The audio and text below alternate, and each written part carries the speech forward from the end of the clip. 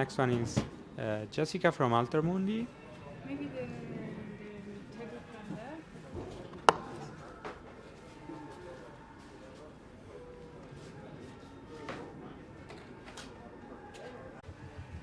O sea, ¿quieres empezar en español y te hago la traducción o qué? Ah, vale. ¿Y hago la traducción? Alessandro, is this on the stream?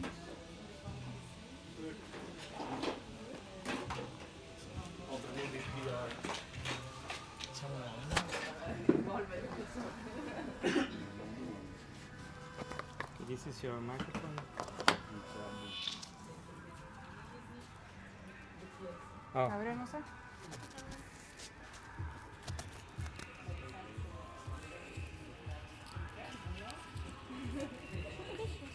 Microfonito. No se va a escuchar. Venga. Vení.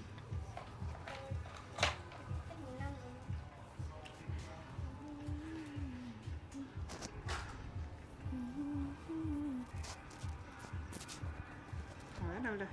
Ah, no. Hola.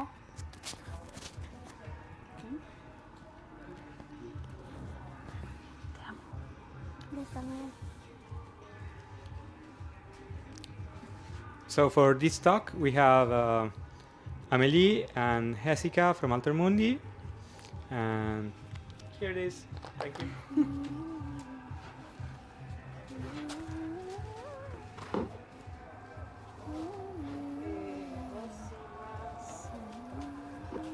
Yo voy señalando como te había dicho y te voy pasando las cositas. ¿Sí? Así te vas ordenando un poquito. Perfecto. Hola, Selena. Chao. Hello.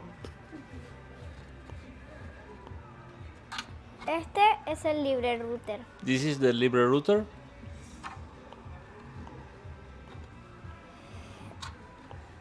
Estos son los cargadores. Okay, these are the power supply. ¿Y luego qué hay? Vamos a empezar con las antenas. Estamos bien, estamos bien, estamos bien. Va muy bien. La antena es más sencilla. Conector. Estos son los conectores de antenas. Okay, these are the antenna connectors. Esto es para sostenerlo a un caño. This is for connecting it to a pole. Se conecta así. You just put it like this.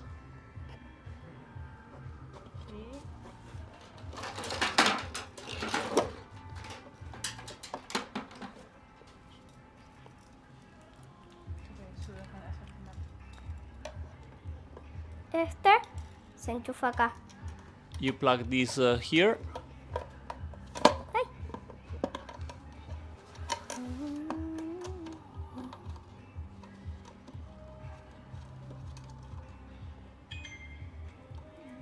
¿La otra punta?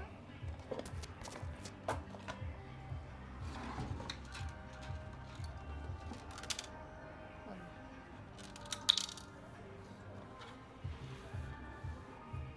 Ese es. Así que hacer una con el uno. Otra vez. Otra vez. Esa. La antena 1 con el conector 1. La antena 1 con el conector 1. The antenna number 1 goes to the connector number 1. Bien.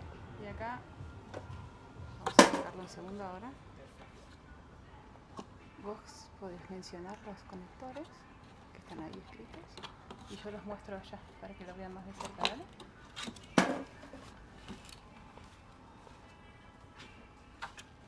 Vos miralo y yo los muestro. Este es para la energía. This one is for the power supply. Este es el USB. There are two USB ports. Este de acá es un cable que va a la tierra. This cable is for the ground connection. Esta es la red. This is Para the network conectar a diferentes dispositivos. for connecting to other devices. Este es el PoE. This is the Si lo PoE. mueves de un lado o para el otro, puedes conectarlo o en este agujerito de acá, que está acá, o si lo giras para el otro lado, lo puedes conectar en este de acá. So this is a switch. If you put it on one side, you use the power supply, or if you put it on the other side, you use the PoE over the Ethernet cable.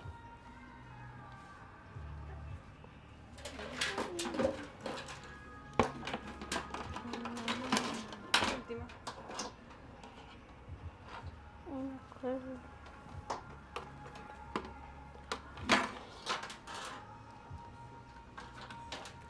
Este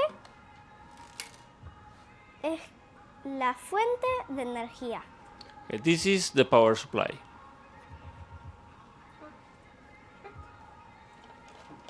Si tienen preguntas. ¿Tienen preguntas? Do you have any question?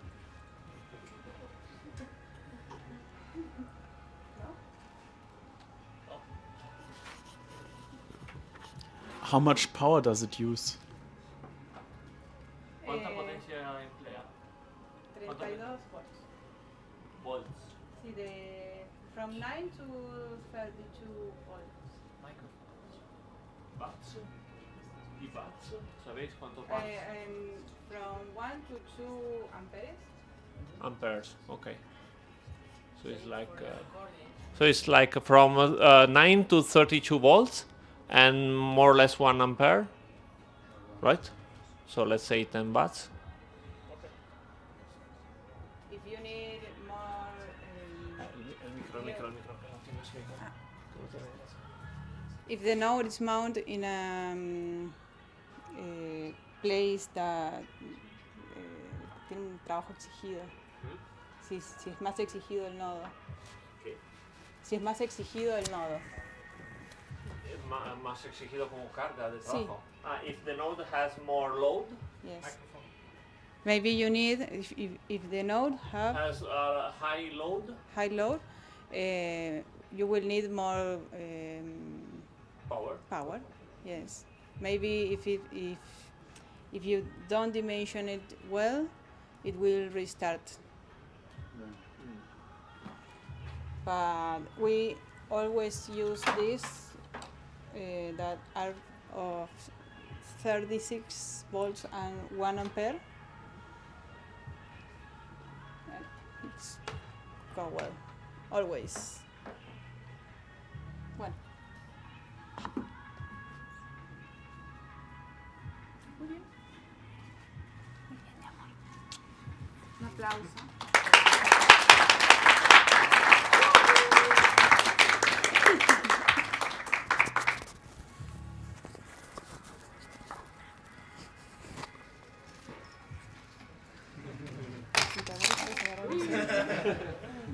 Está bien. Bueno. ¿Y se puede desmontar y meter dentro? Mi amor. Si quieres puedes agarrar mi celular. ¿Vale? Al lado de la computadora. ¿Podemos desmontarlo y mirar dentro? Ah, sí, era la idea, pero me olvidé. Me puse a hablar de filosofía con Pedro y me olvidé.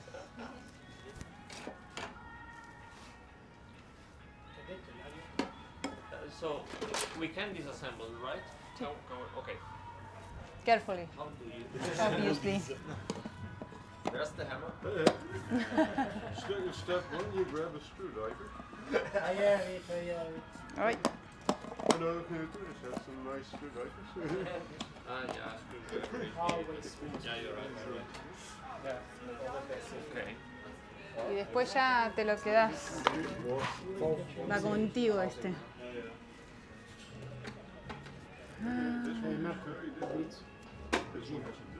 Gira. Ancora. Top. No, Well, I tell a little about Altermundi. We work in several fronts. about the community networks live. We work also locally and regionally and globally. And most of the things we do it in the free ways. Vos me corregís cualquier cosa. No, yo tengo micrófono, vos Ah, porque tú tienes. corregime. So, I will start with this. This will be the photo, the picture to the Amelie's talk. I forgot, sorry. Well, this is the libre router.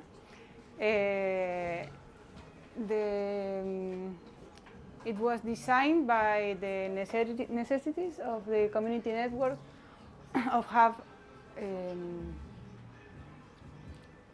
technological sovereignty, yes, and to stop doing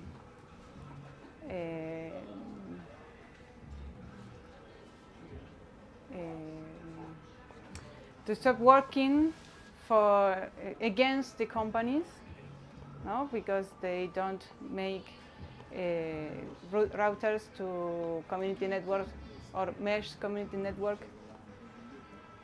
with the same idea of who will manage the network, how the people organize themselves to deploy and maintain the community network.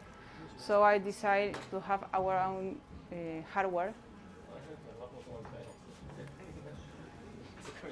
Bueno, tienen ahí.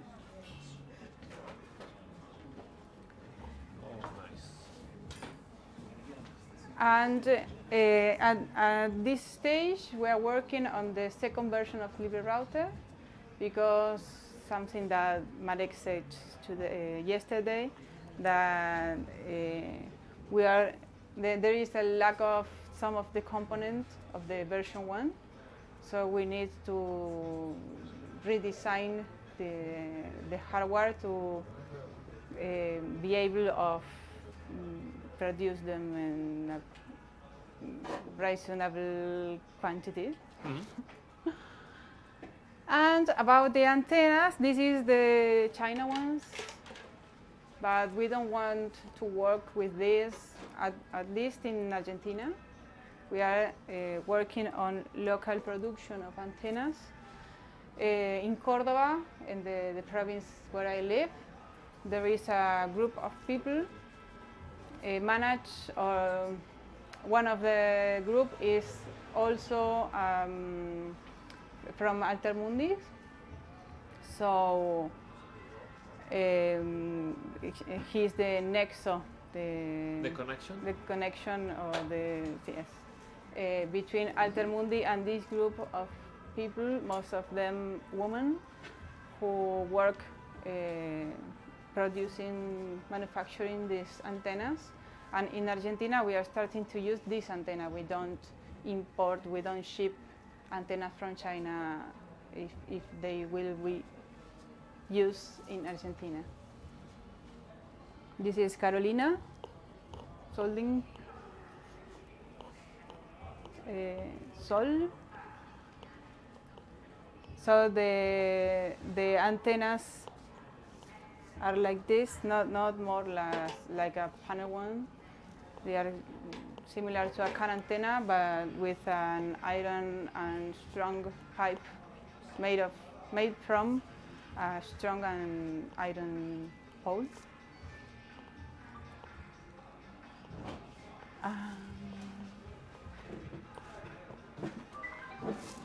And also there is a part of our work about software development with the LibreMesh.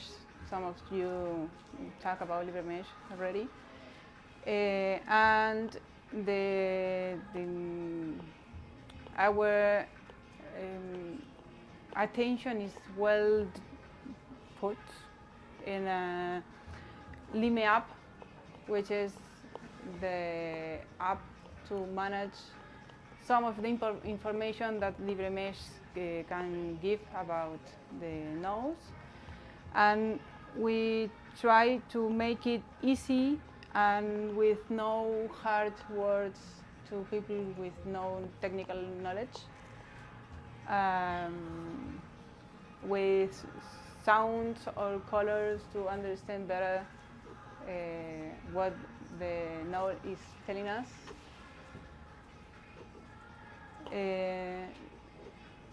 Well, for example, this is a node that was configured. Configured by a person from a small town 1 month ago, and the first configuration is done with Facebook Wizard. That is a simple, easy way to the first configuration. If you have the first node of the network, only put a name for the network and a name for the node, and the rest of the nodes of the network, the second, third, fourth, you have to search for a signal, choose the signal of your community network, and automatically will configure it with the information of the first. Then you can do it the fourth with the second one, for example. You know? With any other node connected to the network, it's capable to give the information to configure any other node, new node to the network. So it's very easy. For example, 3 weeks ago, I had a talk with a lot of community network that had 4 Libre routers for their first deployment. And in 2.5 hours, they configured with our assistance 24 Libre routers in 10 different communities.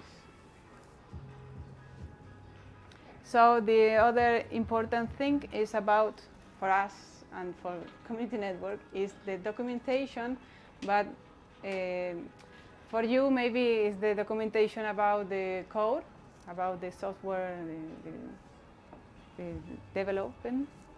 But for community network, the most important is the information about things to manage, to plan, to repair, and to mount nodes of the community network. So maybe there is things like more theoretical, or more about organization, or how to design a map of the project, because you have to think that there is people that doesn't know the word, the expression of community networks, and 2, 3, 4 months later have to deploy their own community networks. So they have to understand everything in a few months. It's okay? I know that my English is terrible, so if you have to ask again something, it's okay. Documentation about the antennas, the Libre router, the LibreMesh, and frequent problems with the network, with hardware, or about alignment, how to align antennas, for example, all with this, with the showing the things that we use when we work with these communities, okay? Just to be clear, Altermundi is not a community network. It's a civil association that promotes and helps people to deploy themselves, their own community networks. So they are our friends. I live in a community network, Quintana Libre, but some of the Altermundis doesn't live in a community network, for example. So we always think the different landscape of scenarios, diferentes escenarios or situations. Yeah, Yes. scenarios. So we think maybe there is people who don't have computers or even smartphones in their communities, very rural and ¿cómo sería? Precarizados. Precarizados.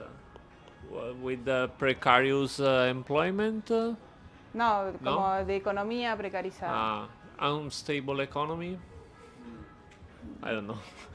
Well, so the documentation has to be possible to be printed, or we always think about the global south. So the documentation is in Spanish, English, and Portuguese. It is also ready to be printed in white and black, well, black and white. Well, things like this that maybe is simple, or I think that there are small things that change a lot the experience of the people who we work for. Okay. So the other really important thing is to use a basic language or basic words, no strange or difficult or super technical words,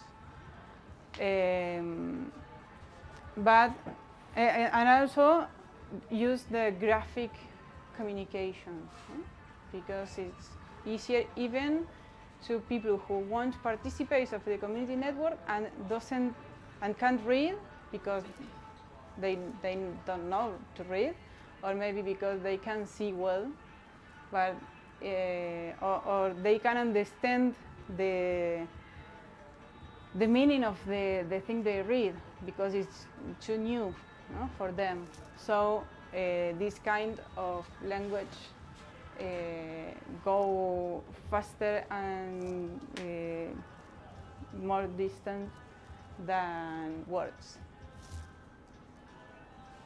This is another example. Sometimes we design tools to like a checklist or think that they are not tutorials or explanation about things, sino, ¿cómo es sino? Just. But they can be sure that they work well, they have done the things well with this kind of images or checklists or both. And talking about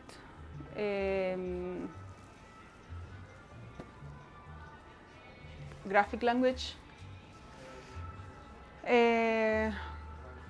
me personally use graphics a lot because it's easier for me, and encourage the people of the community networks, well, community networks and community who wants to deploy a network, to do it because it's easier to understand how the network affects or work with the community and interact with the houses, the trees, the other organization or project before the existence of the network.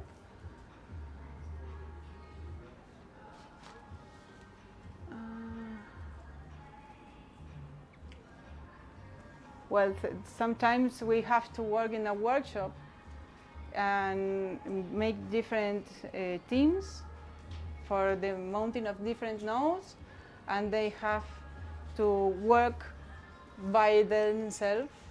So sometimes use this kind of graphic communication to help them to understand how is build something or how to mount the node. No, I know if they will mount in a wall, so to have the graphic of a wall and how it in each case.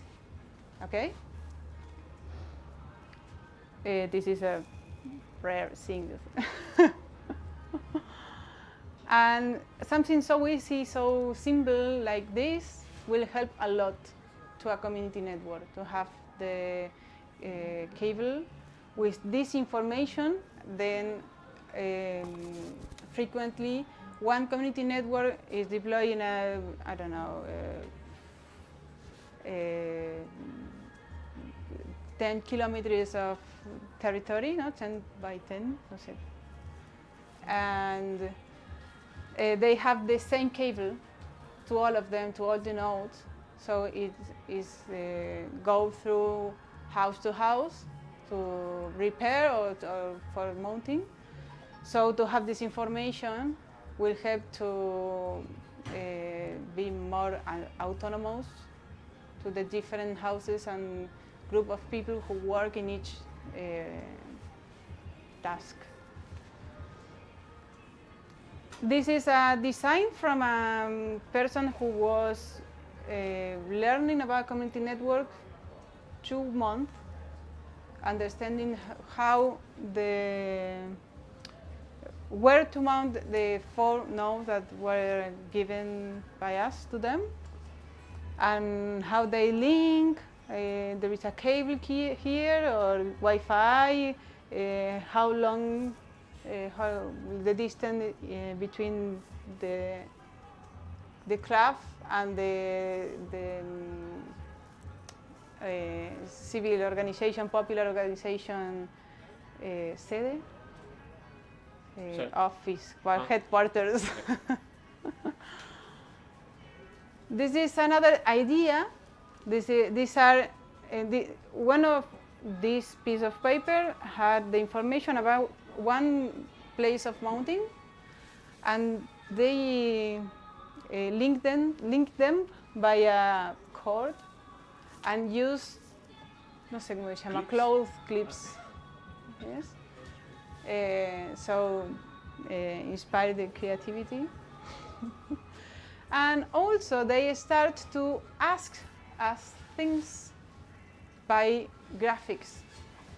They draw the problem and they include the question in the design, in the drawing. See? Did you understand? I see you. It's okay? Go ahead,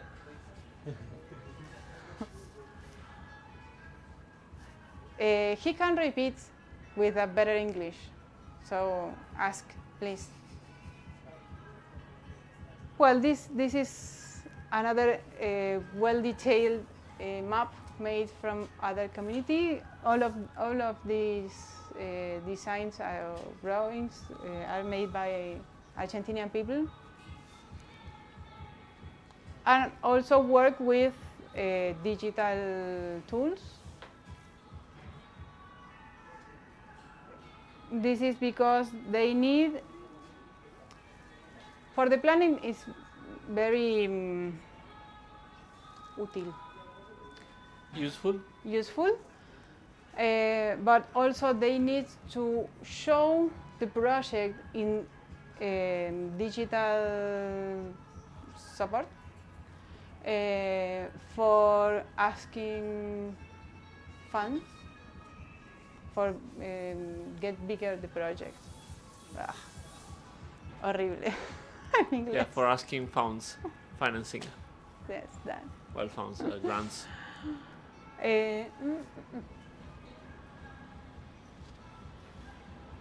Well, about the global incidents, well, this is one of the places where we share our knowledge and we reach the yours.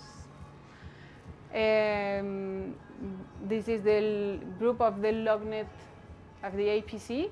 Is a sponsor of this meeting too. My son. See well. These are the people of the Cumbre Latinoamericana de Redes Comunitarias, should be Community Network Latin American Meeting or Summit. In Colombia, the first one was Argentina. And this is an example of how we work and collaboration with other organizations from the region of Latin America. And there is also local incidents in Argentina. We work a lot these years because a lot of things have passed. So we made an encounter, Argentinian Community Networks Summit, and we think how we want to, how we dream about the way of develop community network in Argentina. And this is a meeting with the telecommunication regulator in Argentina, with others, community communicators, hay de medios comunitarios. Common media like streaming, like TV and communitarian radios? Yes, yes. Well, with these incidents and these ideas and this power, collective power, we reach. Vale.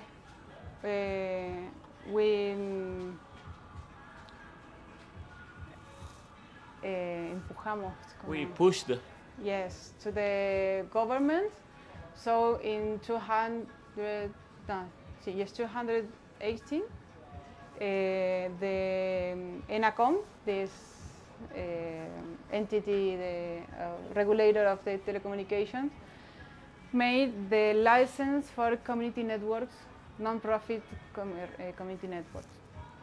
So in that, they recognize us as actors in the telecommunication landscape. Okay, so this is the first step to create spaces and programs and políticas públicas. Public politics. For community networks. At the 221, during pandemic, it was very difficult to reach to the government because they are overwhelmed with the situation. And they didn't know what to do with anything about communication. They were stuck. But at the end, we helped them to create a program to community network for funding community networks, yes, by the state. The idea from Altermundi and most of the people in the Argentinian Summit of Community Network is that there is a right to the people to be connected at this stage. So the government should ensure the universal connection. So if they can't, and community network and communities needs to do it themselves, they should help and fund, because we do what they should do, okay? So this is the first application to Roberto Arias' program. It's a fund for community networks. It's only for community networks because there's another that if you are a community network or a commercial project, you can apply, but this is only for community network. And the other articulation, no, como trabajo conjunto, jointed work, jointed effort, is with other civil organizations from territories, popular organizations, because they are working in the different territories, in the places where they live, the life is harder, and usually they have community projects, different from telecommunication, from community network, maybe about community comedor comunitario, comedor. Canteen. No sé. Comedor, o sea, para comer. Canteen. Sí, pero comunitario, o sea, como... Yeah, like a open canteen, a communitarian canteen. Yes, bueno, for people who, if you don't go there, doesn't Food bank. lunch, for example, okay? And we always talk about how this project of community network can empower or help to other previous projects about common goods, about the common effort for the guarantee of basic rights, okay?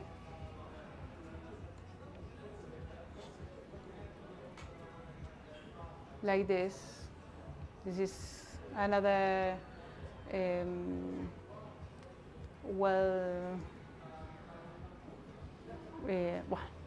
cuando me quiero complicar.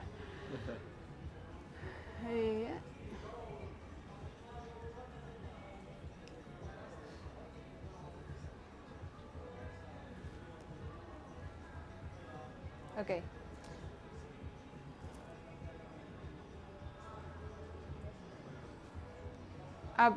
Bueno, so there is also information and documentation and guides and tools to facilitate the application to these funds that we made with no help from the government or from the regulator who made the program. And we are trying to build the first stair. Step. Yes, but Step. okay, because there is it's very difficult to a community who doesn't know anything about how to deploy a network to apply to this kind of funds, because they ask for a design, for technical information, and we don't want to give them what to apply. So we are trying to teach them first how to deploy 4 nodes, and then with that information and all the knowledge about managing or monitoring or maintaining the community network, they can create maybe not their own idea, the whole idea, but they can put their color to a basic idea of community network. Okay, then they can dream more in a second or third stage of the project. But this documentation was showed to ENACOM, to the government, and they approved it. They didn't pay, they didn't help it, help with it, but they approve it.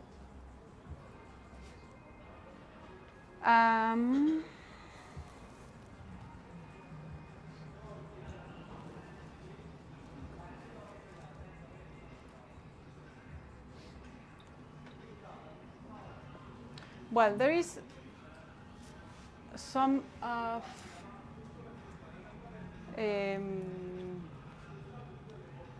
aspectos a destacar de aspectos a destacar. Some aspects to highlight. Yes, about how we work about training communities to deploy their own community network.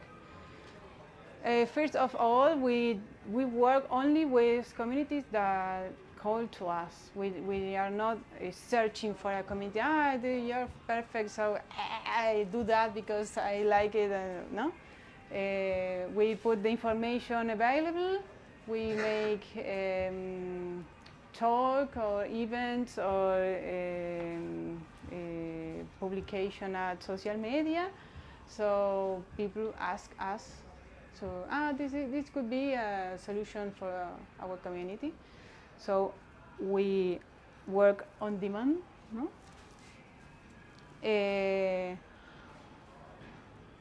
We work with a group of people. We don't work with 2, 3 people. They have to be a community. It has to be a community project. So we work with all the people who want to participate from each community. If there are 2, because they don't have more bodies, it's okay. What is it? But if they want to be 8, they can be 8, 10, 15. There's no limit. Always because the information is the same, the questions are similar, the situation that we work for are similar in a lot of ways, not always. Some one of them are rural,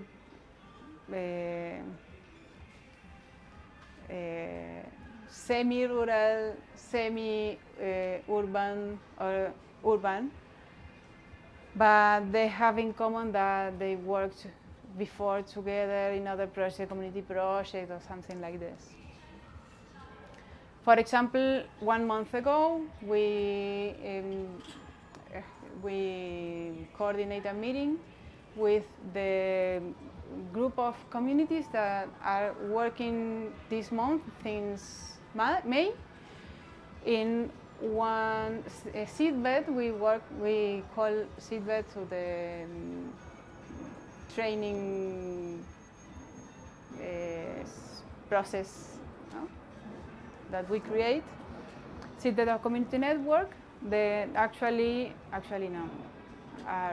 Now there is 14, maybe 15 community network at the same time receiving this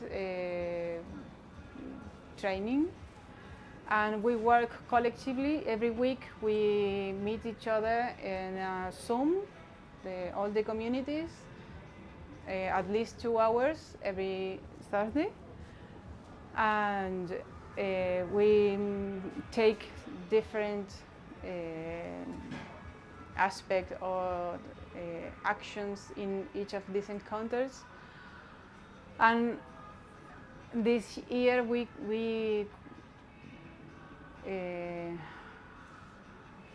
we did this encounter, personal, no. Physical, yes. Physical encounter. Yes. Physical meeting. And 12 of the 15 can come. Think about Argentina. It's a big country. There is people from Jujuy, Salta, Tucumán, Neuquén, Córdoba, no? And all of them made the effort because we didn't have the money to bring them to Córdoba, and all of them pay themselves the tickets of the trip. And Villa Ciudad Parque Community Network born in that encounter. 50 people were reunited there in divided in 4 groups the Saturday, and one of each group mount one node. At the end of the Saturday, 4 of them were mounted, connected, linked, and with internet in the Semilla del Sur, the popular organization, the club of sports, popular club, a place where help or accompany pregnant teenagers, and the parks near of this organization. They choose these places. They choose thinking of the impact on the community. All places with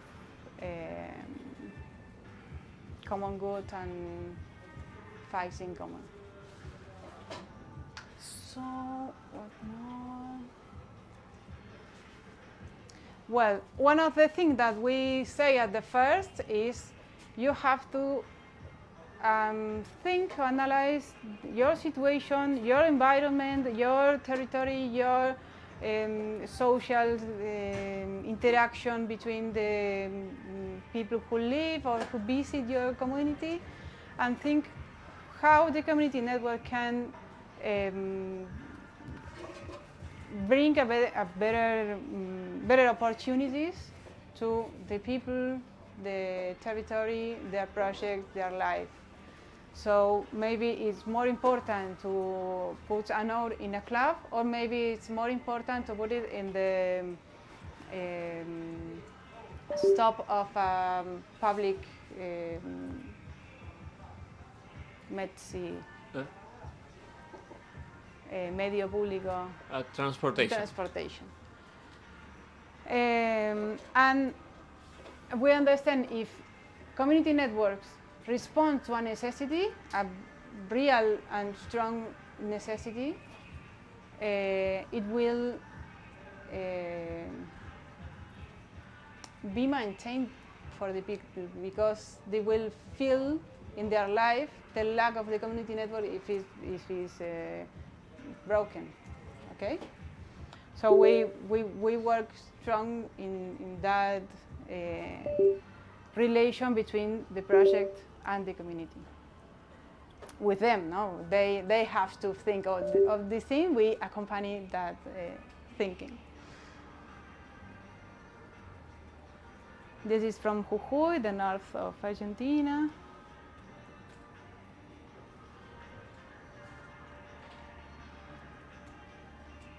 And they are people who work at the grocery, or they don't make technical stuff, okay?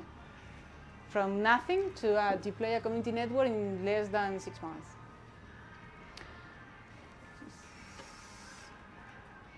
And we mainly work at rural, indigenous, or disadvantaged areas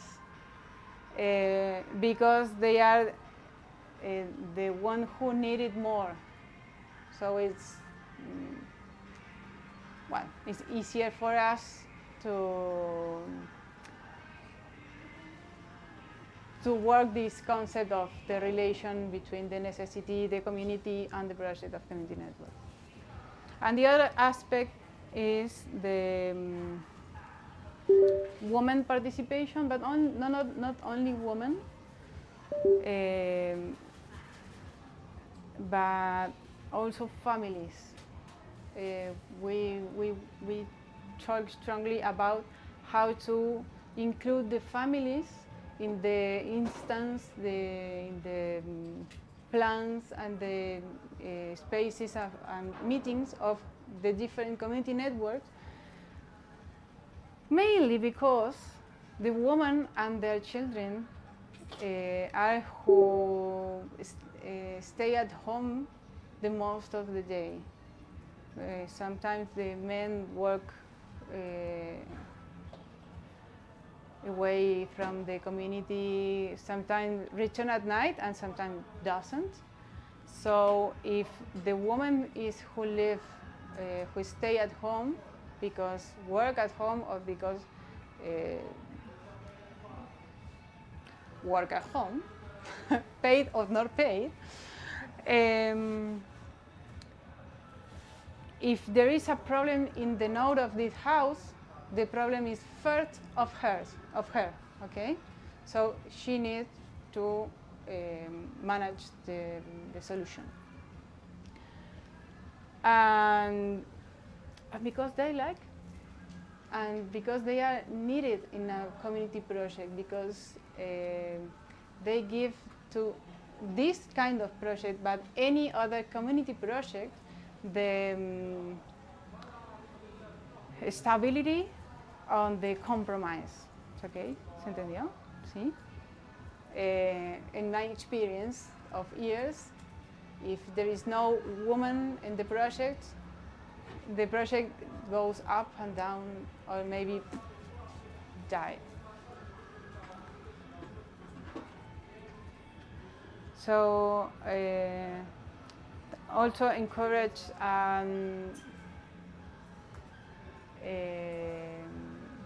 como talleres, Workshops.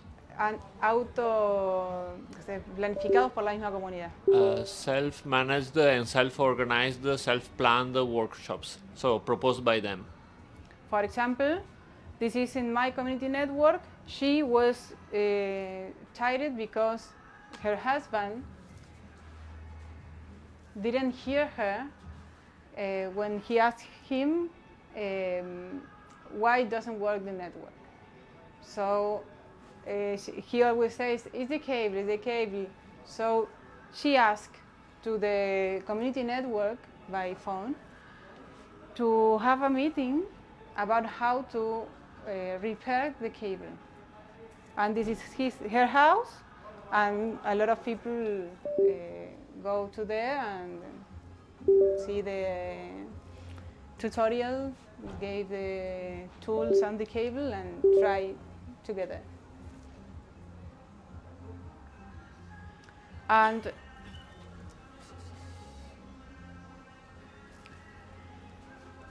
well, and I love to work with my kids. This is in Colombia today with Amélie. When Amélie now we were, she was giving the first talk, but here she couldn't.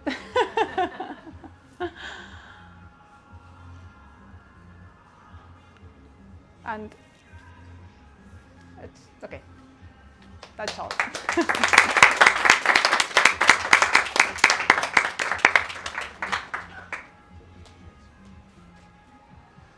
Any question? Presta atención porque por ahí no lo entiendo. I saw that there is a SIM card slot in LibreRouter, so you can put the SIM card in.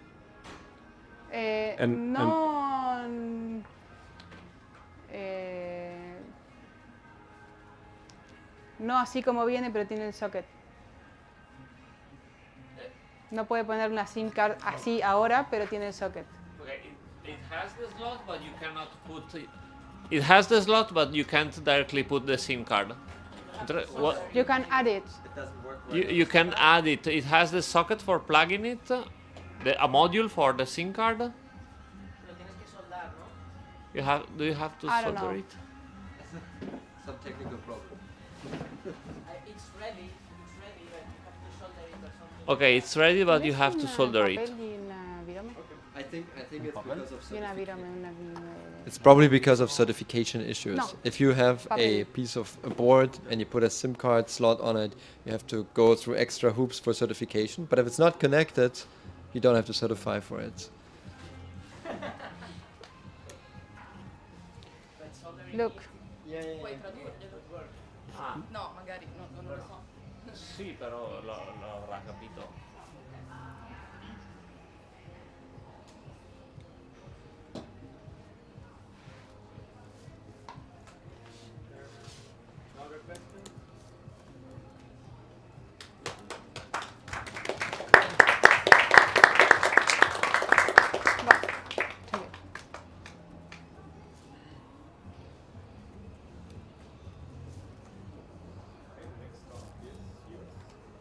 No more questions? Okay. If you have some technical question, you can ask me. Maybe I don't have the answer, but I can make the link with the person who will talk about it.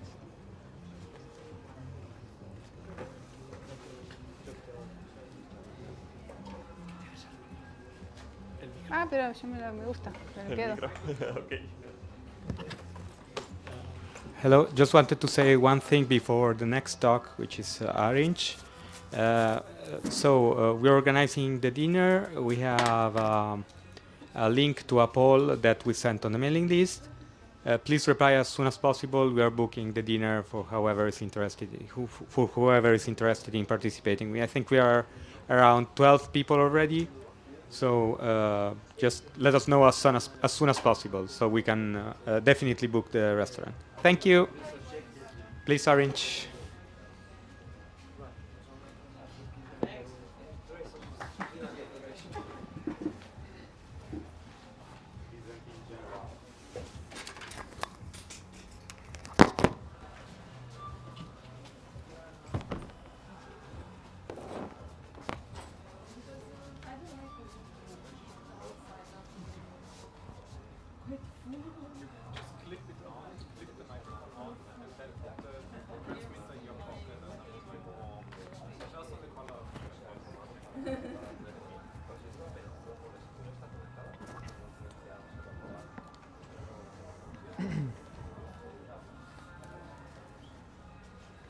All right. Does this work? Yes. Testing. All right.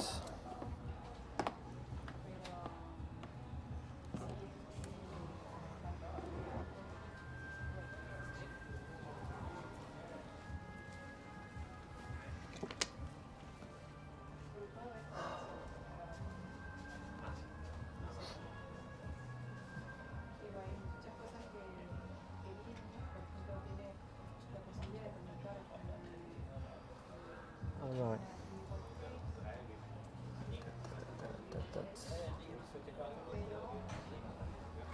All right. I think we can start right away. All right, folks. So this talk is going to be mainly about switch config, SW config, the network interface configuration in general. Everything's fine, right? Everybody can see here. All right. Actually, let me. Let's get started then. So I just want to, right off the bat, explain just like 2 sentences about DSA, why DSA is made. The main idea of DSA is to have each switch port work transparently with Linux tools. So we got bridge, IP route, ifconfig, to control each switch port in a, to have these work transparently with these tools. The idea came that they made a network interface for each switch port. So we get a network interface for each switch port now. This is literally just what you. The cables are not fixed, so you can't really rely on them. Okay. Just put on one another. Just to let you know. Thanks. So that's what DSA is about. Now I'm just going to straight off go to bridge VLAN filtering. Let's talk about a bit of the timeline of when this feature was implemented on OpenWRT, right? So this feature basically provides the ability to configure VLANs on interfaces in a bridge. This was brought to Linux kernel in version 3.8. The kernel option was enabled on 25 November 2018 on OpenWRT and implemented on the network interface daemon, which basically controls the network interfaces on OpenWRT. It's a daemon. That was implemented on 19 July 2020. And the latest version of NetFT, which included these changes, these updates, was included in OpenWRT master branch on 8 September 2020. And then, of course, we had to have the loose implementation of it, so we could configure it on the graphical user interface. So that happened on 18 March 2021. I just want to say this before I get into the whole VLAN configuration shebang. I'm taking primary VLAN ID out of the scope on this slide because for advanced configuration only, we don't need to talk about it to, let's say, convert switch configuration, switch config, UCI config to DSA. So yeah, let's move on. Right, yeah. So basically, this is the page. Oh, this looks horrible. This is the page you see when you try to configure your interfaces starting with OpenWRT 21.02. So basically, you go interfaces in the bridge, and this whole page is for bridge VLAN filtering, and there's a option to enable it, and then the interface in the bridge automatically appears here, and then you can just add VLAN IDs and then configure the interfaces according to the VLAN IDs. So let's start with egress untagged. Actually, before we get to this, let me explain a bit about ingress and egress, so we're all on the same page. Yeah. So ingress is traffic coming into the interface on a bridge. Egress is traffic getting out of the interface on a bridge. So basically, frames get out of the bridge through that interface, and we can basically configure if you're going to have VLAN tags on egress and ingress. So yeah, let's start with egress untagged. The symbol for egress untagged is U. As you can see here, some interfaces have those configured. So basically, frames leave the interface as untagged, so there's no VLAN tag on the frames. Also, untagged frames that come into the interface are going to be assigned to this VLAN ID. So you can have egress and ingress normal communication. What means the local? Come again? The local check. I want to get to that. Relax. Now with egress tagged, it's the same thing, but you just have a VLAN ID tag on it now. When frames get out of the interface, that's going to have it.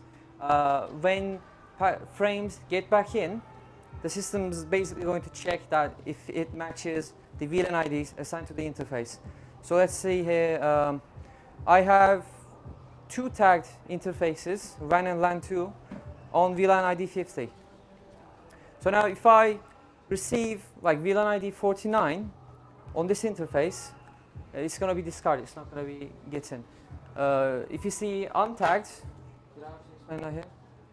Yeah. Untagged ingress is also discarded, so untagged frames are also going to be not accepted. So this is basically how it works. Let's say you have a broadcast packet getting into WAN port. It's going to be followed to LAN 2. So I'm going to explain local later. Right now, actually. So what local does is this configuration only, this part, only configures the switch ports, the network interface, let's say. When you enable local, this basically makes the CPU side involved in that LAN. So you have a CPU port on the switch. This also includes the CPU port. So now your CPU can also be involved in that VLAN. Let's give an example. Let's say an ISP gives you internet access, and let's say they give you on VLAN 50 tagged. So you tag it, then you enable local. This option, what this option does is it's going to automatically create a new interface of this bridge. It's going to create a sub interface, a VLAN interface, and it's going to be called, in this case, BR 0.50. And you can use this interface to configure PPPoE, DHCP, however your ISP provides you internet access. So this is basically what local does. So if you don't want to get your router side, CPU side involved, you disable it like this. For example, I have a configuration here. Let's say on WAN port you also have like an ONT device, right? For example, my fiber optic provider also gives me access to configure the ONT device. It's going to be on the same port, but I can reach it untagged. I can reach the PPPoE network through VLAN tag 50. I can configure the device itself on untagged. So I just have my computer connected on LAN 1. So I just tag it so it doesn't get confused with the untagged traffic. And then I just set my computer use VLAN ID 10, accept VLAN ID 10 traffic coming in. And then that's how I can reach two networks on a single port, which is basically what VLANs are made for. All right, now we get to the juicy part. Yeah, we're going to convert switch config, UCI configuration, to DSA. We're going to translate it to DSA interfaces with bridge VLAN filtering. So this is the UCI configuration for switch config, and that's for DSA. Right off the bat, you can see some similarities. For example, you got config switch, option name switch 0, and then you have the config device, option type bridge, and option name ER0. So what you have to do to convert, actually, let me just talk a bit more about the rest of this. And this is the VLAN configuration. For each VLAN, you have an option, config option, VLAN ID 1. I don't know why they have both VLAN and VID, doesn't make sense. Moving on. Then we go, we create a bridge interface. We put all the DSA interfaces in that same bridge, and then we just configure the VLAN for those bridges. So I go LAN 1, LAN 2, LAN 3, LAN 4, which these are all untagged. If there is nothing next to it, it means these are all egress untagged, set to egress untagged. If it was tagged, you would have, for example, LAN 2 colon T. That would mean that it's egress tagged. So let's move on. All right. So enable to convert this, there's some certain things we need to do. We need to just carry over the egress untagged, egress tagged information for each DSA interface, and that's an important part. So on switch config, you can also tag or just disable CPU ports. So if there's no CPU port tagged on a VLAN on switch configuration, we have to disable local option on that VLAN, on the bridge VLAN filtering configuration. I'm saying this in a reverse way, because you say if it's enabled, then you enable local option. But UCI is configured in the reverse way. If you put nothing on the UCI configuration, local option is going to be enabled by default. So if there's no CPU port, you gotta explicitly disable it. Explicitly put that line on it and just disable it to either 1 or 0. I don't remember right now. The biggest problem with this is these two things we can just easily do, right? We can just take a look at both configs.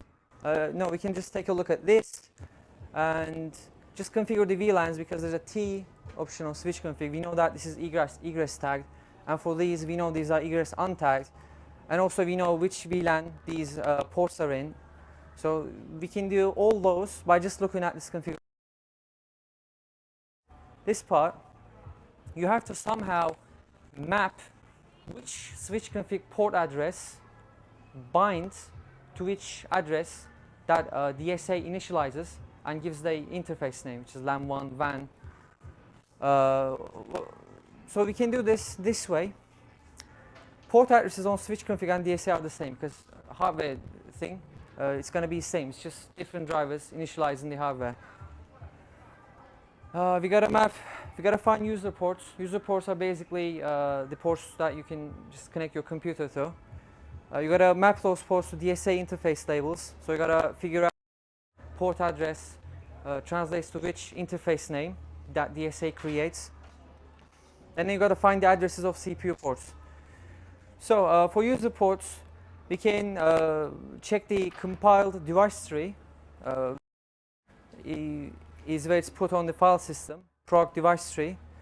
This is going to be different for, I think, each target or even by device, but I think on a shell script, we can just forget these parts and look for ports and port adds and the number afterwards. So yeah,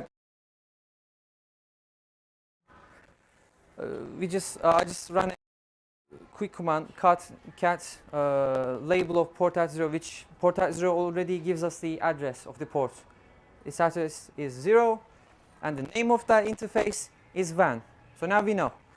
And for CPU ports, on DSA, CPU ports are the bindings of CPU ports are, you have the Ethernet property, which is the Ethernet MAC on the SoC. So you can just check for that. Is that if any port has Ethernet property defined, and we can just check it by ls. If it has it, it's going to just print out the directory for it. We know that that's a CPU port, and then we can just take that address information from there, and now we know both the user ports and the CPU ports, and we can just configure everything after that. Yeah, okay, that's actually it. I just have some last words.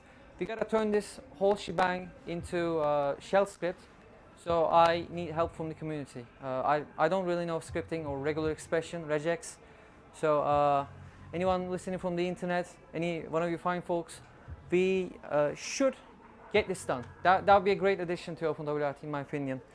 And yeah, you can check the kernel documentation. Just say distributed switch architecture. Just search that up on DuckDuckGo, Google. You're gonna get this link. And I have some explanations on bridge VLAN filtering, especially on that timeline. I have some links on there, like the commits, exactly which commits added the support for bridge VLAN filtering.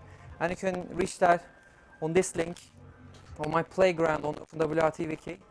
And yeah, that's about it. Thanks for listening.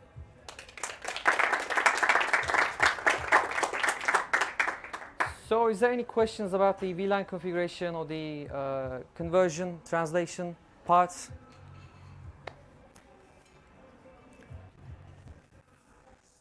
Is it in hard microphone? Yeah. Where's my phone?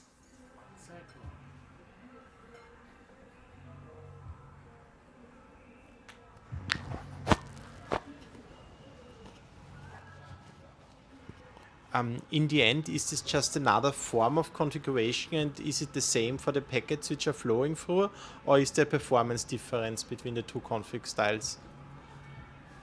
Could you repeat the question again? If I change from switch config to DSA, do I have different performance, or is it anywhere else configured on the hardware, or is it just how we can configure it logically? What's the benefit? What's the benefit of having DSA, you mean? For example, yeah. Right. So the thing about that is, with switch config, you don't get an interface for each switch port. That's one of the problems. You just configure VLAN, and it just creates a sub-interface of the Ethernet interface of the SoC, let's say ETH 0.1, and now you configure the switch interfaces on that VLAN, if it's going to go tagged or untagged. With DSA, you get your own network interfaces, so you can completely get rid of VLAN configuration. You can just directly make your router CPU side, choose that interface, set some IP address on it, and directly connect to that port. That's basically the benefit of DSA, and you can configure any switch port with Linux tools now. So you can give an IP address for each port, each network interface. You can configure bridge VLAN filtering now with bridge tool. That's basically the thing of DSA. I mean, the link that I've put here at the end has great information. It also includes stuff about bridge VLAN filtering. So yeah, if you want to know more about it, definitely check this documentation page. Any more questions?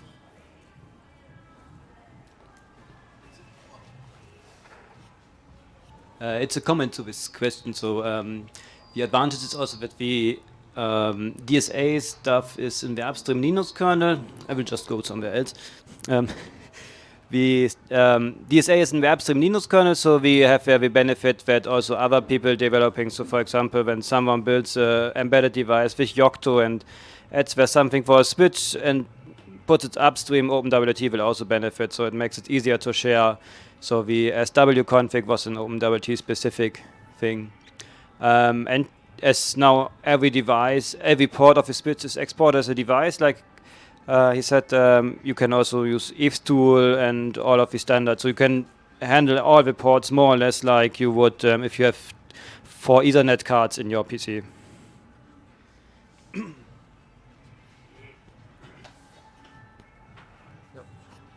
Thanks. So yesterday we also had a talk about DSA, and you both covered this topic from different angles, but it sounded like yesterday DSA is also like a network protocol with packets that you send around. So is DSA used outside of SoCs and these Ethernet switchboards or not?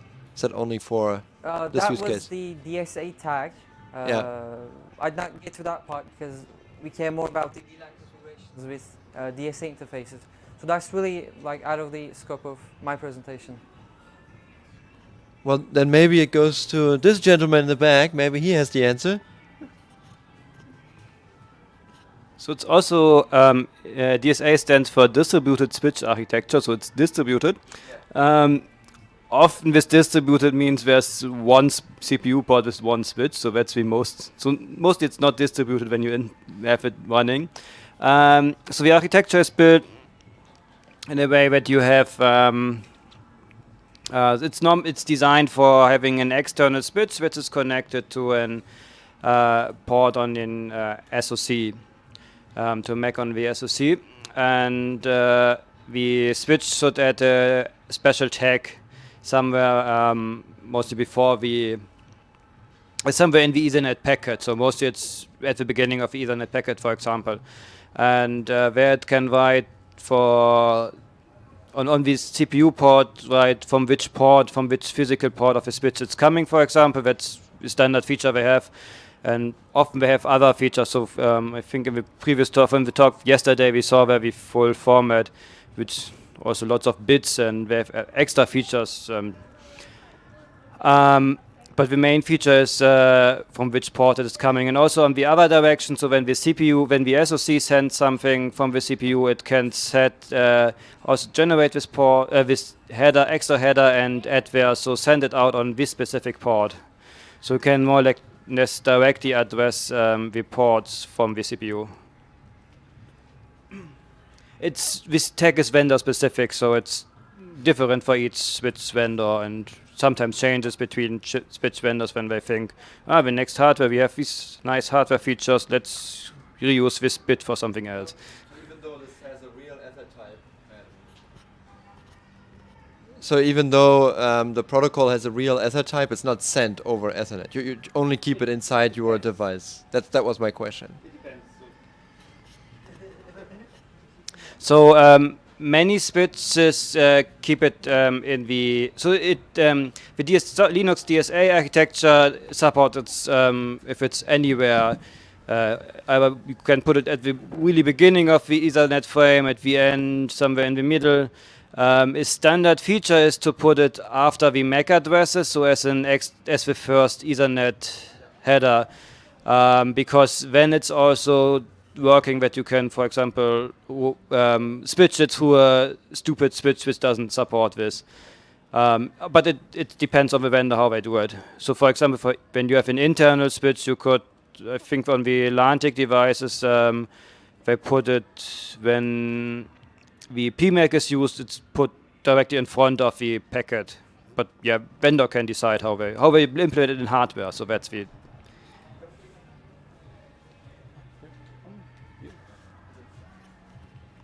Well, the PV idea, I don't know if you talked about. You mean it's out of scope? Is it easy? Why you say it is out of scope? I mean, with other vendors, is somehow easy. How difficult would be? Because I'm very interested on this future. Thanks. Right. Why the inner works of DSA is out of scope here is because I don't care. In more detail. Bridge VLAN filtering does not have much to do with DSA, right? DSA deals with creating the network interfaces, and I'm happy about that. I'm done with that, okay? I have the interfaces, and I can just do VLAN filtering on them. The main problem, the main motive that I made this presentation, which actually I made a decision to make this just yesterday, so this was a bit of a rush job, but anyway, is to convert switch configuration on UCI with how it's going to work with DSA interfaces and with bridge VLAN filtering, because switch config has its own system of filtering VLAN. Now that we moved on to the more Linux mainline parts, now we use bridge VLAN filtering, we have to somehow convert this configuration to DSA.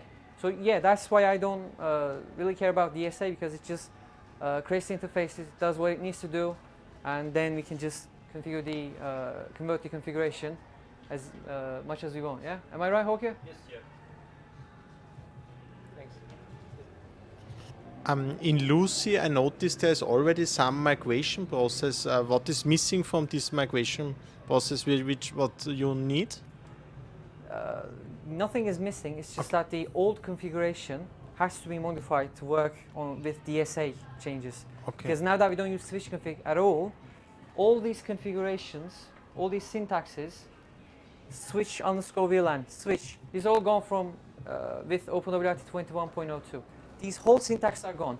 Now you use these. You use bridge dash VLAN, and you config device. This is also added on 21.02, I believe. So yeah, that's the main thing. Okay. Because one time I upgraded, and before opening the network interfaces page, it asked me if it should that it will change the network names, and it did change it to this new form. Which script is that, Håkon? I think you can answer that. That's not migrating for DSA. Probably you are talking about in the OpenWT 21.02. There's a migration in. So the default configuration is that network interface and network devices are split. That can be so. OpenWT itself supports the new infrastructure and the old one, but Lucy only supports the new one because it's probably harder to do it in the web UI to support both. So for Lucy, we have then some migration to migrate an old, where I think only the interface and device is more or less is the same, into where it's getting split. So I have to look into the details, but it's not the DSA stuff. I assume what you are talking about. This was. If that's it, I'd like to once again call for support on writing the script. Reach me in any way you find. That's my name, and that's all I'm going to give about that. All right, thanks everyone.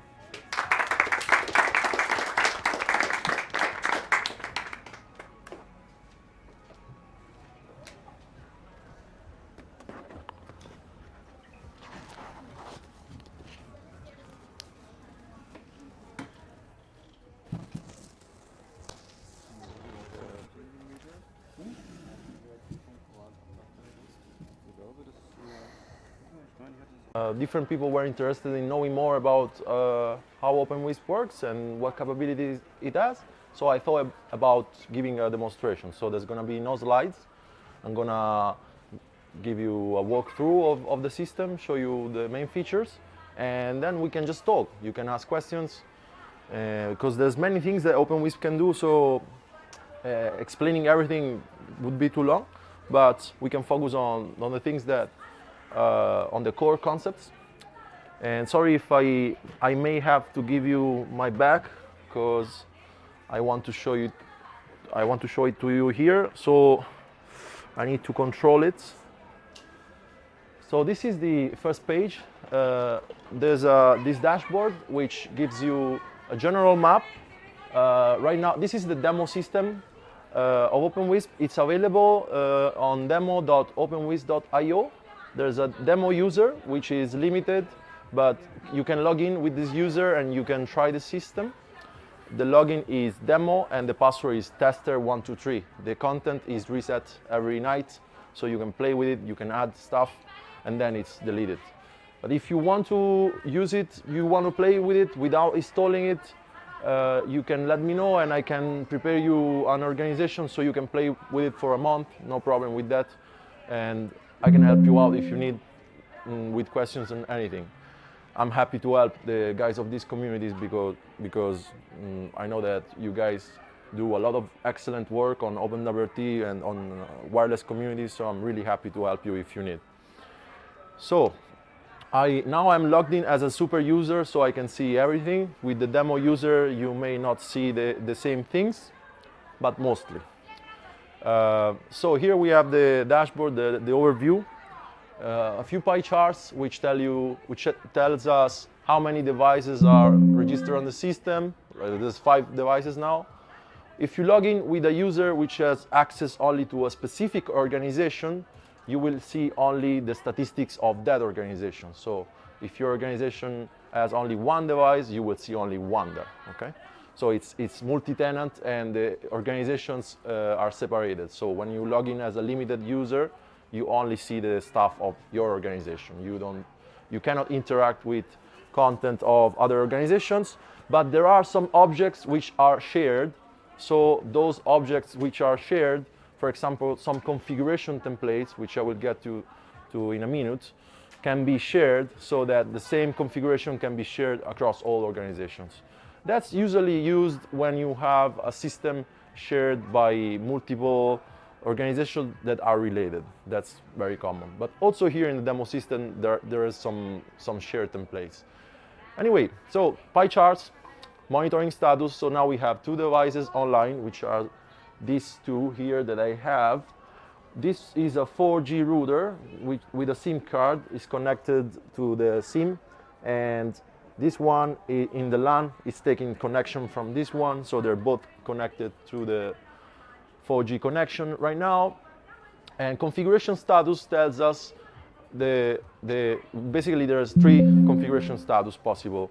One is applied, one is modified, and one is error. Error means that the agent tried to apply the configuration, but after applying the configuration, the default test, which is to connect to the controller again via HTTP, fails for a number of times. So if this happens, it considers the configuration as in a broken state. So what it does, it rolls back a copy and it tells the controller, and then so if that happens, you will have one or two errors here, and there's a notification popping up on top of the screen. And well, notifications are here. I don't know if you can really see. I cannot see from here. So it's gonna be a bit hard to, yeah. Okay, so these are the notifications. So when an error pops up, you will see something here. I think, yeah, we can do that. It's a good idea. Yeah. Okay, now it looks normal. Thanks for the suggestion. I think, yeah, this is how it usually looks on my laptop. Okay, so here we have all, these are unread notifications. Whenever there's an error, it pops up something here and also here. And when you click on it, it goes into the device page and it tells you what error you have. Well, it tells you information about the error. Geographic positioning, some people don't use it, some people do. Some people want to put the geographic location on all the devices, so this pie chart is useful if you care about the positioning, so you know which devices do not have the positioning defined yet. And some statistics about which device models. So here, since it's a test system, we're using a lot of different devices. And on a production system, usually it's 2 or 3 or 1. Firmware version, same.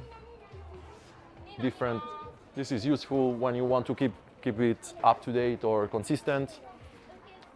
Well, system on chip, basically, the chip use some statistics, basically. In the latest version, this is running the development version.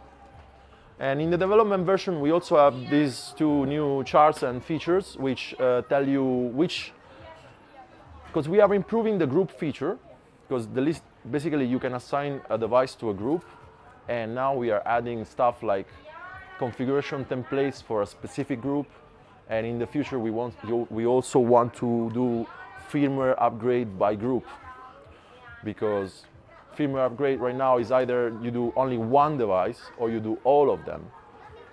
Now we want to do firmware upgrade by group of devices and not all of them, because all of them, it's built in, but I never use it in production because I'm too scared, honestly.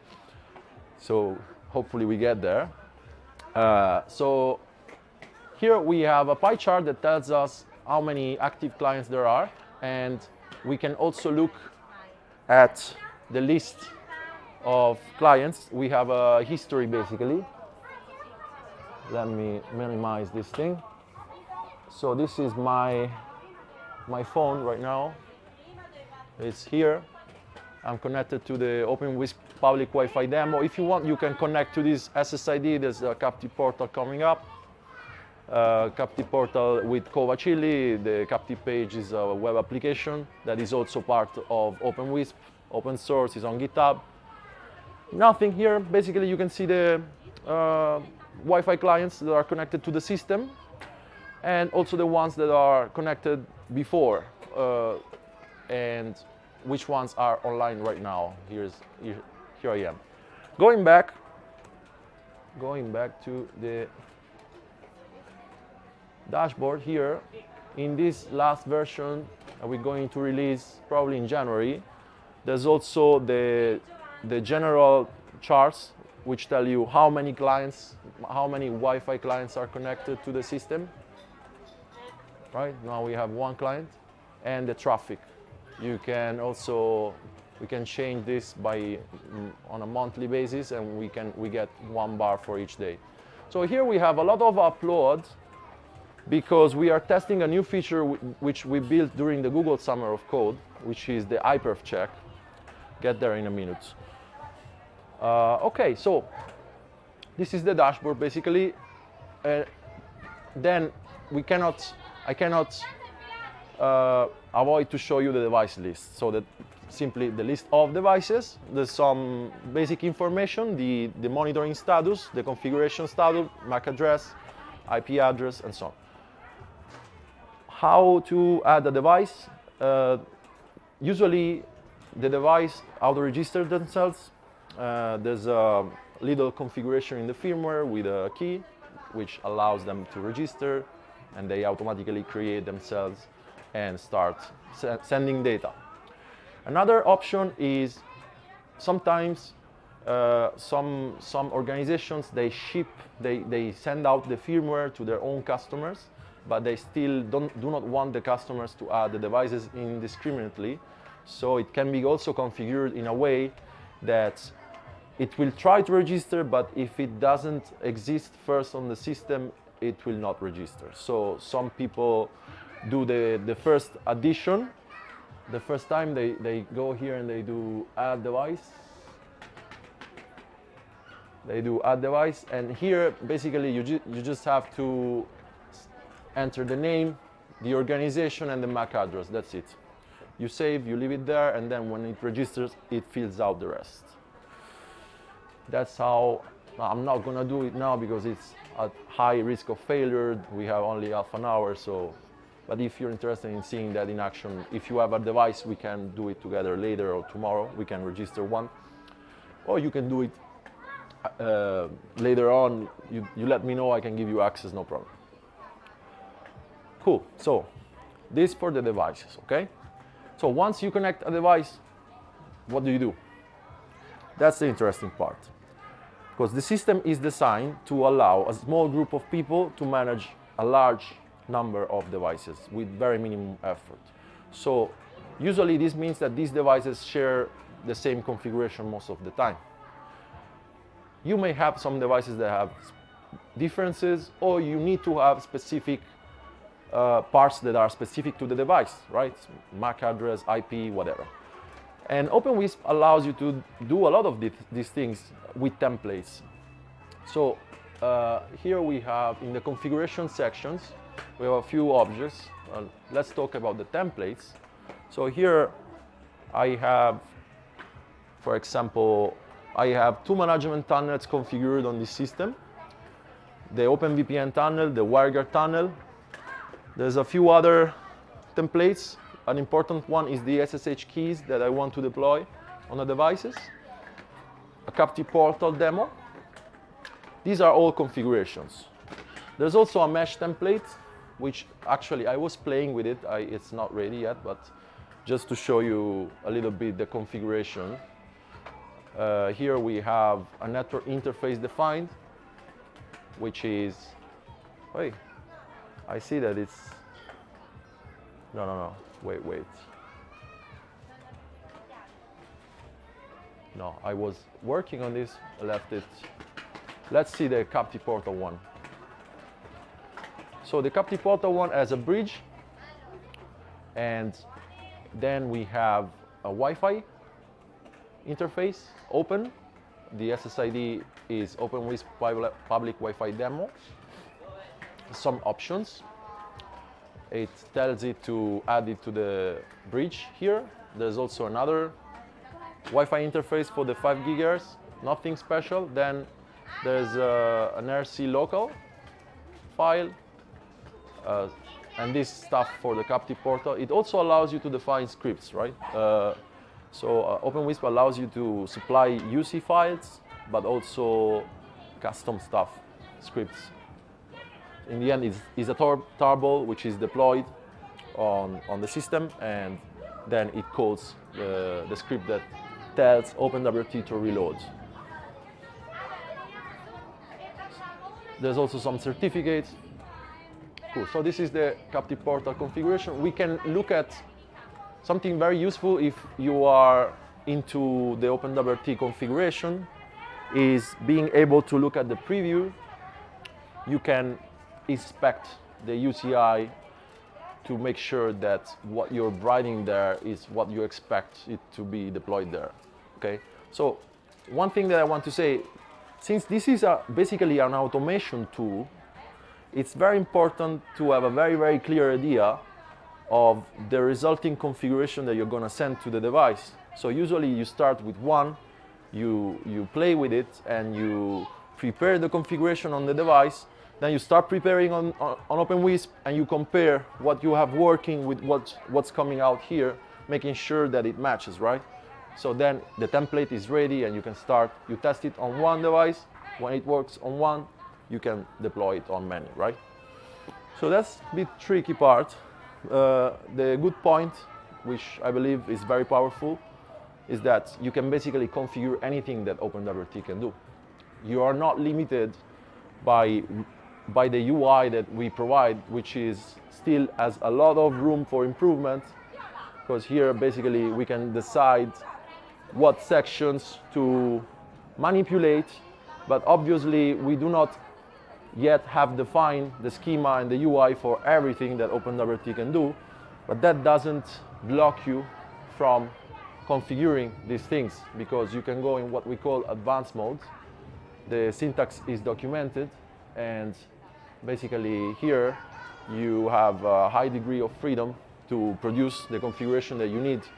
You can define the UCI files here, and there's variables. You can see here we have the maximum bandwidth for download or upload, and the MAC address. So that stuff becomes filled with the value of variables. Sometimes the variables are defined in the devices. Sometimes the variables are defined system-wide. Sometimes the variables are, the default value is defined in the template, and then you may want to override it in the device, or not. You may leave the default one. As I was showing, we also have a file section which allow you to basically define any file if you need to send a script, and there are some hooks. The agent has a hook that allow you to basically execute some actions when the device registers, or before or after the configuration is reloaded. So that helps. If you have some custom logic that needs to be executed at specific times, you can use these hooks. Or in the last version, which is still not released yet, but it will be released before the end of January, of the agent, we also support the hot plug events of OpenWRT. So we, instead of having hooks, we leave hooks for backward compatibility, but we also added the hot plug events basically. So we can leave the advanced mode. That, in my opinion, is one of the most powerful features of OpenWISP. Basically, it's programmable. So here I showed you a few variables, right? These variables in the templates allow you to, hey, come on, it's infinite, this thing.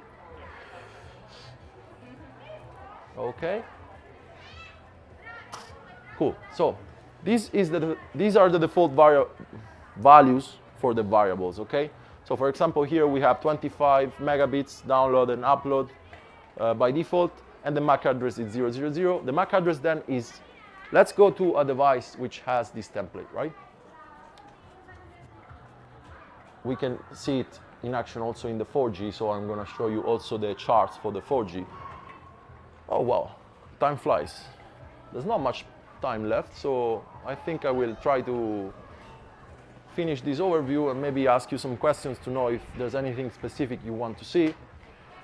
So here in the configuration of this device, you can see that we have these management tunnels activated, the SSH keys, which now it's kind of dimmed because it's actually a required template. The templates can be flagged as normal, default, or required. So normal, it means that you have to go there and add it. Default, it means that it's going to add to the device itself automatically. As the device registers, it gets it. Required is the same concept, but you cannot uncheck it. You cannot remove it. And of course, you as an administrator define what is required or not. Right? So here we have also the captive portal demo. When you select that template, here we have what we call the system-defined variables, right? And these are variables that are defined by the system. So it's either defined in the configuration, like global variables, or there could be some automations, because we have the VPN tunnel automation, which generates the certificates or the keys for the automatic provisioning of the tunnels. Or for example, we implemented also something called subnet division rules. So you can define rules which automatically assign a subnet, and for each device automatically assign one or multiple IPs to the device. So you can get basically, if you know that your device is always going to have 2 EPs, you're going to have these 2 EPs here, and this is the name of the variable, so you can use that variable in the configuration and all this stuff. I mean, if you are used to adding a device, selecting an IP, writing the IP in the configuration, this can do it for you automatically. You just have to plug it in, connects to the internet, connects here, and it does this automatically, okay? That's the purpose. Same for the VPN, it creates the certificates automatically, or the WireGuard key, etc. So these are the variables that are created by the system, but there are variables that you can define yourself, right? So here, that 25 megabit limit, upload and download, you can tweak it if you want. So if you have a device that you know that the default value doesn't apply because it's more powerful or less powerful, you go there and you tweak it. That's it. That's the overview for the configuration part. Want to quickly show you a bit of monitoring information. We have a status tab, which basically tells you how the device is doing, right? CPU, RAM, storage, and the interfaces, and so on. DHCP leases, ARP, there's also ARP. Here we have information about the modem, the 4G, right? So here is like a table. So DHCP leases, neighbors, it's like a table. So we can also see a lot of this information charted over time here. It's similar to the charts that were shown in the home. Okay. So I am on the monthly view right now. Let me switch to the daily time frame.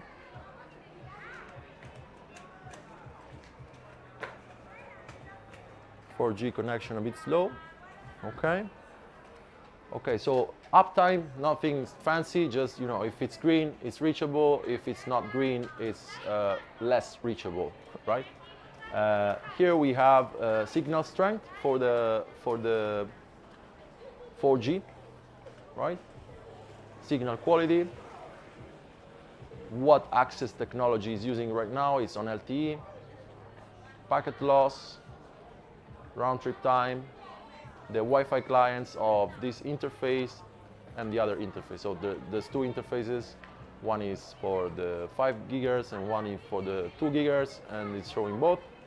Traffic for each interface, and it's configurable whether you want to monitor and track the traffic for all the interfaces or some of them.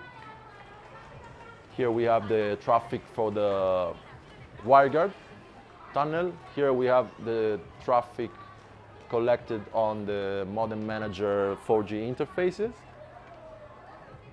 memory usage, CPU load, disk usage, which usually is always flat. If it's not, then watch out. This is for the charts and monitoring information. It's also possible to define, well, actually there are some alerts defined out of the box. So every device, by default, it gets some alerts for the CPU usage, for the memory usage, disk usage, reachability, and you can tweak it. You can also tweak the tolerance, whether you want to be alerted after immediately or after 5, 10 minutes or 2 days, whatever. There's also an alert for the configuration applied, so if the agent is not working properly and is not applying the configuration and you modify a template and most of the devices update themselves and then maybe one doesn't because the agent crashed, you get an alert here. And okay, to finish with the overview, I told you about also the hyperv check that we are developing. That's quite interesting, I think. We have it in action on this device, for example, here. We did it in this Google Summer of Code, also to demonstrate the capability that it's very extensible, so it's possible to add new checks that do network operations and save the result in the database. So here we have gonna see some charts which are basically gonna show the results that we collect from hyperv that we run. Let's see this on the monthly time frame. We're gonna see the TCP UDP bandwidth, the jitter, lost packets, all data that we get from hyperv. Another feature that was requested was speed test, which should be similar, but it's not implemented yet. Okay, so here we have the TCP bandwidth. For some reason it's flat. So we have the amount of data transferred, how many retransmits, jitter, which could be interesting, whether if you're dealing with ISPs maybe, or connection reliability could be interesting. The datagrams and the datagram loss, which this one doesn't have any.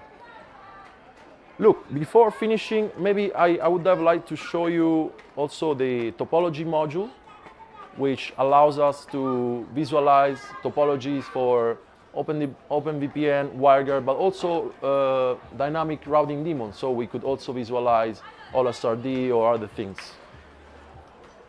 As long as we have the topology information, we can parse it and we can show it. So here we can do view topology graph, and that's it. So this is also a library that this year we did a Google Summer of Code project. We worked together with Morris too, try to improve it a little bit, and hopefully it will be ready and we will release it, an updated version. We wanted to make it a little bit more similar to Mesh Viewer, so we are trying to steal a bit of good ideas from Mesh Viewer, but it's implemented as a separate library so that if you want to embed it in another application, you can do that easily. Cool. That's it. I think I've been ranting for a little bit and wanted to ask you if maybe you have some specific interest, specific question you want to see, something that interests you particularly.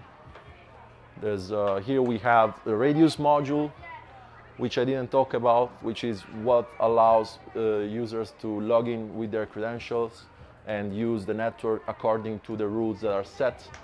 The rules could be you can use the network for a specific amount of time daily, monthly, or a specific amount of bandwidth. And there's the geographic information. There's floor plans too, like if anybody is interested in floor plan maps, OpenWISP can allow you to upload the floor plans and place the devices on the floor plan map. And user management, multi-tenancy, firmware upgrade, topology. That's mostly it. Okay, microphone coming soon.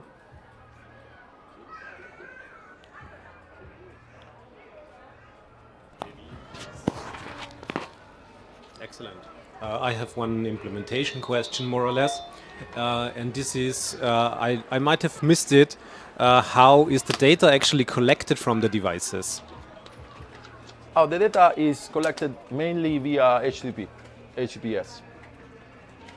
So you have the server running OpenWISP, but it connects to the devices, expects a certain API there. The other way around. Okay, yeah. The device connects and sends its data. Yes. Then there's also a management tunnel, which is optional, but is needed if you want to use features like firmware upgrade or SSH push. But okay, it can work also without. So on the clients you have, like on the devices, you have a client that is able to read out the system information, collects it, and then pushes it to that HTTPS server. And how about the server resources that you need? Obviously, the server needs to run all the time to be able to collect the statistics. But in terms of computation power and storage and so on? Yeah, we observed that on one CPU and 1 GB RAM, doesn't really work anymore. If you run it without the monitoring, you can run it also with 1 GB RAM and 1 CPU. When you start using the monitoring, it needs workers, right, to do all this stuff. So the more devices you have, the more workers you need and the more resources you need. But right now we are able to run, like this small system is running on 2 GB and 2 CPUs. Yeah. Thanks. More questions? Any more questions? Thank you. A comment and a question. In Altermundi is analyzing the situation, the actual state of NetJSON. NetJSON? Yes. Trying to better, most useful. I can hear you very well. To be ¿Me lo quieres preguntar en español y yo traduzco? Bueno, dale. Están estudiando el estado de NetJSON para ver cómo hacerlo más compatible con redes mesh. Sí. Y querían invitarte a juntar esfuerzos. Gracias. So she was telling me that Altermundi was looking into NetJSON, which is a format I've been working on for some time, which is also implemented in OpenWISP, like the network topology part uses NetJSON, the monitoring and the configuration too. So she was telling me they're going to invite me to discuss this. On the forum, they opened a survey. So on the APC forum, they opened a survey to know what features they're mostly interested, and based on that, we will prepare a workshop. So I will send you the invitation for the workshop when it's ready, so you can also participate if you want to know more. Y lo otro es una pregunta de escenario, así que te describo el escenario. Una red comunitaria de 25 nodos. A community network of 25 nodes. En el cual queremos que cualquier participante de la red pueda acceder a esta información, mínimamente verla e idealmente cambiar algo. Yeah. Okay, she's asking me regarding the possibility for more people to access the system and see information and also change some parts. Okay? Sí, hay como diferentes tipos de usuarios para que las familias, por ejemplo, puedan usarla con la tranquilidad de no tener el riesgo de cambiar algo y arruinar la red, por ejemplo. Sí. Yes, but where is it? What? Si repitas la pregunta. Sorry. Right. She was asking me this thing of basically possibility for different profiles of users to access the system with different permissions, so that some users can see, some user can change. Yes, it's possible. The user management, we rely a lot on the user management of the Django framework, which is quite well done. So there's some users which can access only specific organizations. Some users are super users, can see everything, but the users which are not super users, you can define what they can do. So some objects they can only view, some objects that you can edit. You can allow them to edit. So there's permissions. We have a few profiles here, right? So for example, the demo limited administrator is the demo user, is the group for the demo user, which has a lot of limitation for security reasons, because we don't want somebody logging in with the demo and going to send a command to the device, and they can send a command to erase everything. It's possible. So some stuff is disabled, firmware upgrade is disabled for the limited user. So yeah, it's possible. Regarding the possibility for multiple people to access, yeah, you have to create the accounts. It is also possible to use the API to automate the creation of the accounts if somebody needs. So I guess, yes, there's a lot of room for doing this. Does that answer your question? Okay. ¿Está en español también? Okay. Si está en español también. Okay. You're asking if it's translated to Spanish? Not yet. We have the captive portal part, the user registration, and there's a part which allows user to connect to the Wi-Fi, create an account, verify whatever, SMS or not. And that part is going to be translated soon to Spanish.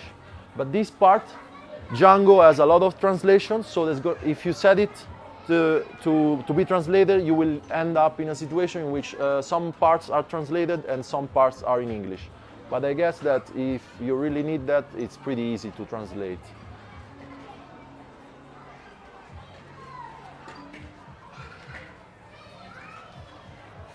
I have a question about the template. There is a way to import and export the template and use some form of API to create a template, because maybe I don't want to use the web interface but use some templating code and then use directed API to create the template. Yes. No, importing and exporting, not really. API, yes. But there's a trick to import, like manually.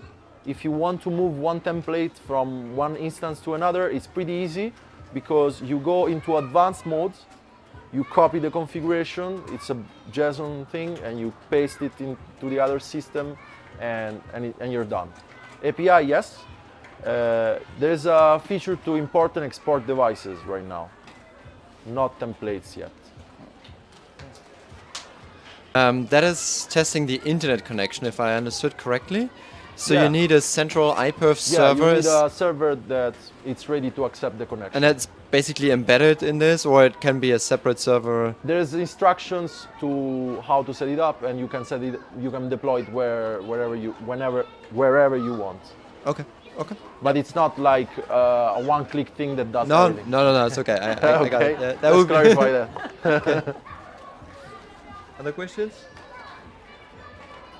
So I saw that in the captive portal I can register. Is that the typical use case, to register and have connectivity? I'm thinking like in an airport or something like that. Can you have like a limited bandwidth user that has like an anonymous access or registered access, and the owner that has a higher bandwidth, like a priority for Definitely. the owner? Yeah. So to answer to your question, for this setup here we have Covacilli.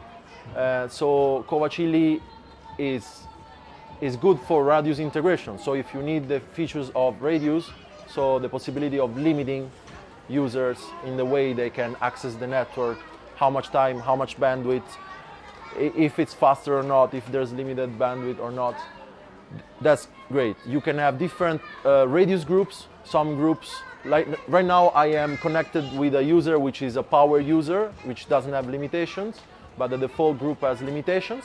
So you can have that. Or on the device itself, you can configure a different SSID, which is WPA Enterprise, and you can use that. Or if you don't want registration, you can use any other captive portal, a simpler one, which you can do only I accept stuff. And if you don't need registration, a lot of there's a customer I helped in Mexico. They're doing a project called Internet para Todos, and it's like the electricity national company that is giving internet, satellite internet in a lot of rural places, and they only have a captive portal with I accept terms and conditions. They don't use Covacilli, they don't use radios. So depending on your needs, it can be configured in many different ways. Okay. Can you make a couple of examples of different customers that you have? Like one is this? Yeah, I have like this project, OpenWISP, was born from the need of cities which wanted to do the public Wi-Fi here in Italy with the registration, because it was like, illegal. It was like you needed to authenticate people.